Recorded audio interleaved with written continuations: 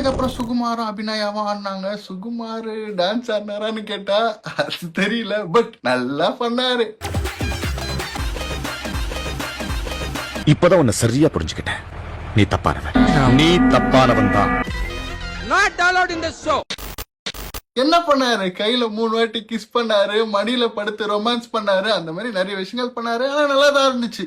பாரு, செய்யறதையும் செஞ்சு விட்டு குடிக்கிறத பாரு, திருவிழாவில காணாம போன புள்ள மாதிரி. முக்கியமான விஷயம், இதுல 2 டீமா பிரிஞ்சு ஆடினாங்க. ஒரு டீம் பேரு நம்ம ஊர் ஆட்டக்காரங்க, ஒரு டீம் பேரு பெட்டாரா. சரி, ஒருத்தரும் வித்தியாசமா ஆடினாங்க. நிறைய பேர் சூப்பரா ஆடினாங்க, நிறைய பேர் அவங்களுக்கு தெரிஞ்சதை ஆடினாங்க. இந்த டாஸ்கோட முடிவுல யாரு ஒழுங்கா பர்ஃபார்ம் பண்ணல அப்படின்ற மாதிரி கேட்டதுக்கு பொதுவா எல்லாரும் சொன்ன பேர்கள் என்னன்னா, தடீஸ்வரன் தான். தடீஸ்வரன், கரிஷ்மா சொல்றேன். கரிஷ்மா.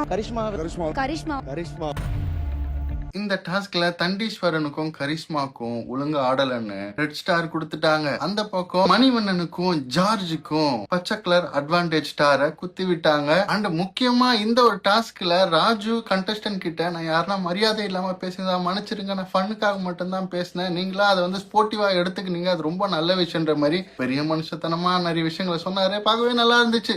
பேச்சாடா பேசுன, கொஞ்சம் நெஞ்ச பேச்சா பேசுன.